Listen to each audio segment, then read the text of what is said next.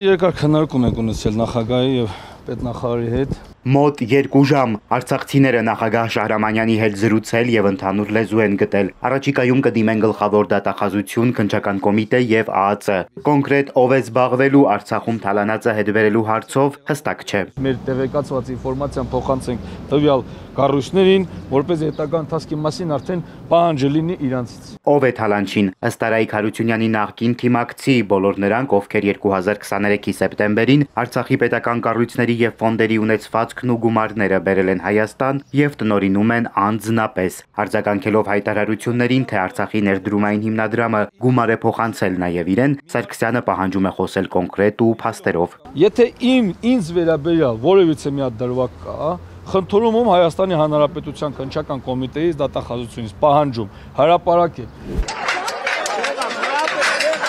Ինչու էին մի խումբ արցախցիներ օրեր առաջ փորձում ուժով մտնել Արցախի ներկայացուցչություն, եթե այսօր նախագահի հետ հանդիպման են գնացել, անարգել։ Եթե այս դուռը մեր դեմը փակվի, մյուս անգամ էլ պատրաստում նույն մոտիկացումը ցույց տամ։ Նահապետ Սարգսյանը ուղղորդված է որակում իրենց Հայաստանի իշխանության հետ կապելու խոսակցությունները։ Դրանց հետևումս նրա Արցախի նախկին ու ներկա պաշտոնյաների հետ փող կապակցված անձինք են։ Նաև պնդում է Արցախի ներկայացուցչության մոտ հավաքվող քաղաքացիները, այդ թվում ինքը կապ չունեն Սամվել Բաբայանի հետ։